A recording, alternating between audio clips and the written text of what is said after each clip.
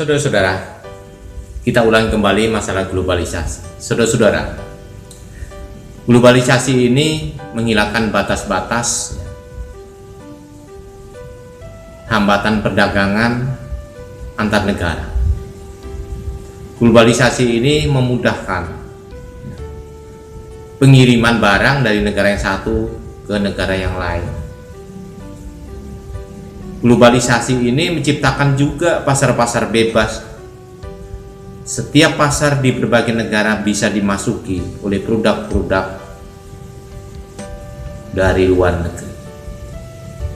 Bahkan di globalisasi ini, penetrasi budaya asing, budaya barat atau timur misalnya, itu juga masuk.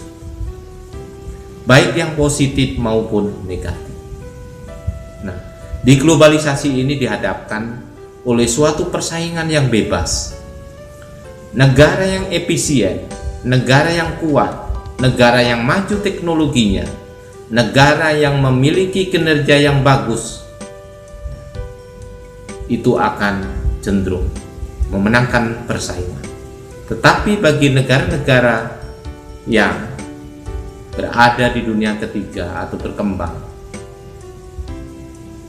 apabila dia tidak bisa meningkatkan kualitas sumber daya manusia, negara itu akan tertinggal. Dan tidak sedikit negara-negara yang akhirnya menjadi kalah. Dan saudara-saudara, efek dari globalisasi ini terpinggirkannya masyarakat atau golongan-golongan tertentu di suatu negara, sehingga saudara-saudara muncul paham radikalisme, terorisme. Orang-orang yang melakukan teror, orang-orang yang radikal, itu adalah bermunculan akibat ketidakpuasan dari situasi dan kondisi. Nah, ini yang harus kita pahami. Untuk menyikapi terorisme, radikalisme, tidak bisa kita hanya dari sudut pandang hukum dan ketertiban, tetapi banyak sekali akar permasalahan yang mengikuti. Yang kedua, saudara-saudara, masalah lain adalah dari efek globalisasi ini adalah begitu bebasnya orang untuk bersaing. Banyak pihak yang menggunakan segala cara untuk mendapatkan uang, sehingga bisnis narkotika dan obat-obat terlarang itu masuk di semua negara. Dan ini ada menjadi persoalan yang hingga kini masih belum terselesaikan, sebab ada kecenderungan kenaikan orang-orang yang melakukan tindak pidana narkotika. Kemudian kita melihat bagaimana saudara-saudara, pornografi, pornoaksi atau tindakan asusila lain, bahkan situasi ini sebagian ada yang melibatkan oknum-oknum orang yang menjadi public figure, dan ini sangat mengkhawatirkan. Kemudian saudara-saudara, yang nampak saat ini adalah paham sekuler. Jadi sekulerisme itu hampir mewabah di setiap warga bangsa. Di samping materialisme, saudara-saudara, ada sebagian yang ingin berusaha bagaimana menjadikan agama dalam ruang privat, sehingga negara tidak perlu lagi mengatur masalah agama. Nah, ini adalah suatu pemahaman yang keliru, sebab negeri kita berdasarkan pada Pancasila. Ingat, sila pertama itu adalah ketuhanan yang Maha Esa. Meskipun kita bukan negara agama, tetapi agama menjadi porsi pertama ya di dalam dasar negara kita. Jadi agama adalah merupakan bagian daripada untuk membina umat beragama. Ini adalah merupakan bagian daripada tugas negara.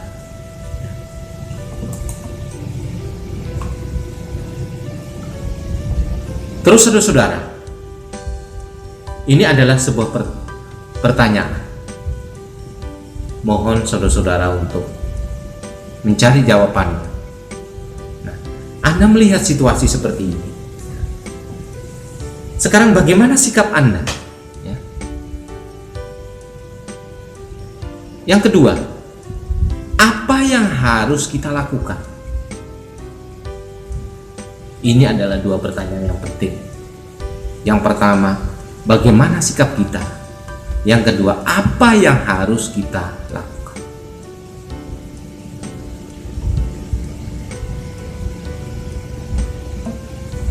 Saudara-saudara, dalam nilai-nilai bela negara, yang pertama adalah cinta tanah air. Yang kedua, kesadaran berbangsa dan bernegara. Yang ketiga, yakin akan Pancasila sebagai ideologi negara. Yang keempat, rela berkorban untuk bangsa dan negara. Serta yang kelima, memiliki kemampuan awal bela negara. Nah, saudara-saudara, cinta tanah air. Apa sih sebenarnya cinta tanah air itu di dalam konkret? Saudara-saudara, kalau di India itu ada semboyan yang digaungkan oleh Mahatma Gandhi, Swadesi, yaitu tidak menggunakan barang dari luar negeri, tapi menggunakan barang dari dalam negeri. Sekarang bagaimana di Indonesia? Kita punya made in Indonesia.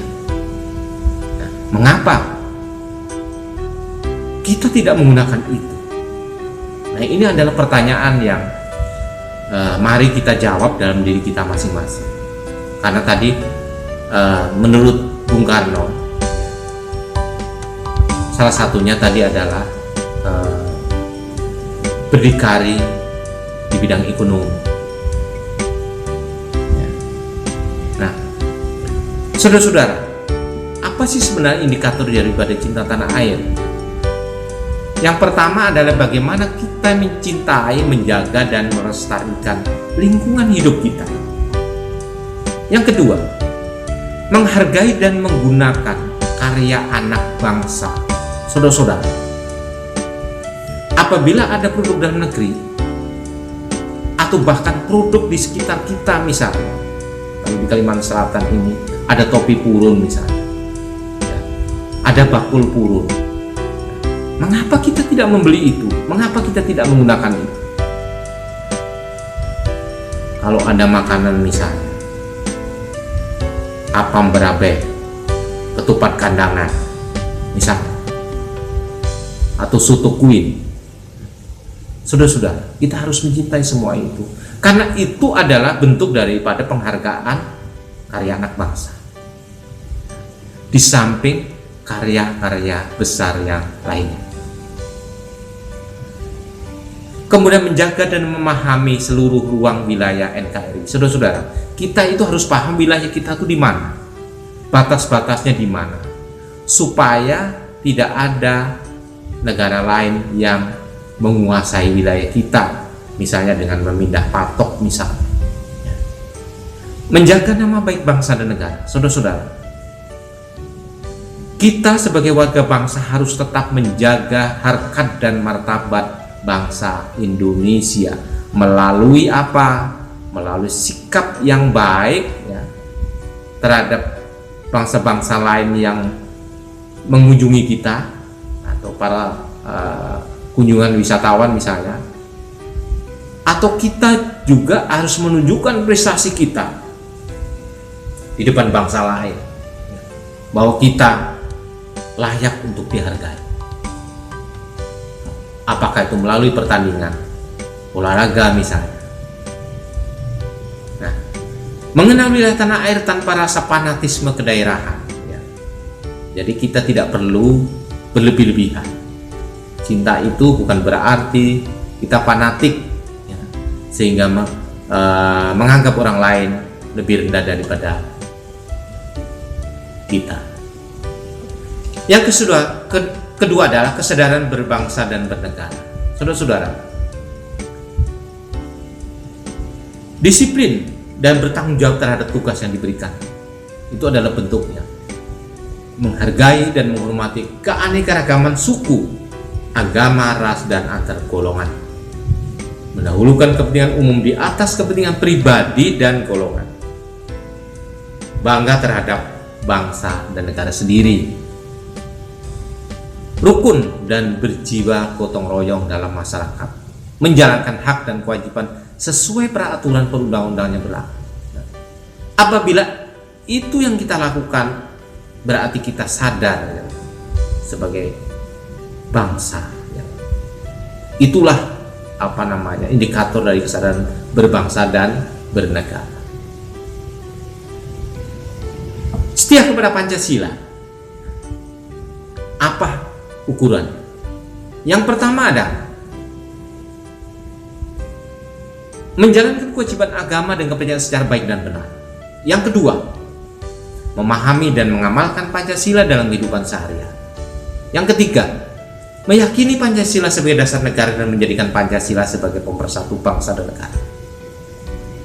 Menerapkan prinsip-prinsip dan nilai-nilai musyawarah mufakat, menghormati serta menjunjung hak asasi manusia, saling membantu, ya, dan tolong menolong sesama warga. Nah, tentu saudara-saudara, meningkat lagi yang keempat, rela berkorban untuk bangsa dan negara. Tidak ada gunanya kalau kita tidak rela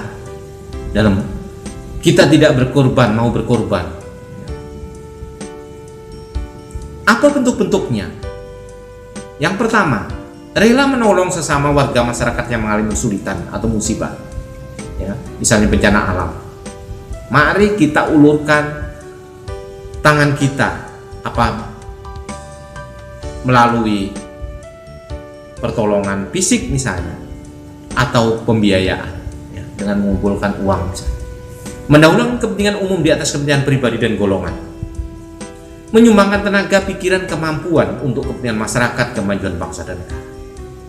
Membela bangsa sesuai profesi dan kemampuan masing-masing. Berpartisipasi aktif dan peduli dalam pembangunan masyarakat, bangsa dan negara. Dan rela berkorban untuk kepentingan umum. Ya. 5, tentu saudara-saudara memiliki kemampuan awal bela negara. Indikatornya adalah memiliki kemampuan, integritas, dan kepercayaan yang tinggi dalam membela bangsa dan negara. Mempunyai kemampuan memahami dan mengidentifikasi bentuk-bentuk ancaman di lingkungannya masing-masing. Kita harus mengidentifikasi, ya, kita harus melihat adakah ancaman di lingkungan kita. Senantiasa menjaga kesehatan sehingga memiliki kesehatan fisik dan mental yang baik. Kita harus selalu menjaga kesehatan fisik, ya, dan mental kita. Ingat, bukan hanya fisik, mental pun. Memiliki kecerdasan emosional dan spiritual serta intelijensi yang tinggi. Kita harus memiliki kecerdasan yang tinggi, memiliki pengetahuan tentang kearifan lokal dan dalam menyikapi setiap ancaman. Saudara-saudara, kita tidak bisa menyamaratakan dalam menyelesaikan persoalan. Mari kita lihat, ya, secara wilayah, secara daerah, ya, budaya, dengan menjunjung tinggi kearifan lokal. Kemudian memiliki kemampuan dalam memelihara sumber daya alam dan keragaman hayati. Kemudian ini adalah tambahannya, Semangat mewujudkan negara yang berdaulat, adil, dan makmur. Apa ukurannya? Tidak berputus asa ketika menghadapi persoalan. Bekerja keras untuk kesejahteraan diri dan masyarakat. Nah, kita harus kerja keras untuk meningkatkan kesejahteraan. Memperjuangkan kedaulatan rakyat. Rakyat harus berdaulat, harus didengar ya. Kepentingannya juga harus diperhatikan. Keadilan. Harus berlaku adil, tidak memihak, dan juga tetap menghormati hak asasi manusia. Di tempat kerja kita harus mampu mempraktekkan clean and good governance. Bagaimana pemerintahan yang bersih dan pemerintahan yang baik. Kemudian menerapkan jiwa, semangat, dan nilai kejuangan tahun 45 di dalam melaksanakan tugas sehari-hari. Memanfaatkan kearifan lokal untuk kesejahteraan masyarakat. Saudara, itu beberapa hal saudara-saudara yang bisa kita dalami kembali. Mudah-mudahan ini bermanfaat bagi saudara-saudara semua. Terima kasih saudara-saudara atas perhatiannya. Saya ucapkan selamat belajar. Salam sukses selalu. Terima kasih. Wassalamualaikum warahmatullahi wabarakatuh.